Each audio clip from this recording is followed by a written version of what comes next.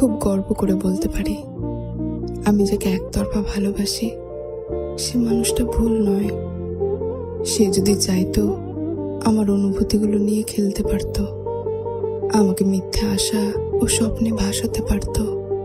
আমি যে তার প্রতি ভীষণ দুর্বল সেটা সুযোগ নিতে পারত, কিন্তু না, সে এসবের কিছুই করেনি। বরং আমাকে বুঝিয়েছে, ইগনোর করেছে, দিনের পর দিন কথা বন্ধ রেখেছে।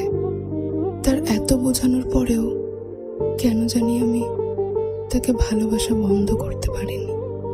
বরং তার প্রতি শ্রদ্ধা ও ভালোবাসা দুটোই বেড়ে গিয়েছে। পুরুষ মানেই বেঈমান, মন নিয়ে খেলা করে, এই ধারণাটা যে ভুল তা আমি ওনাকে দেখেই বুঝতে পেরেছি।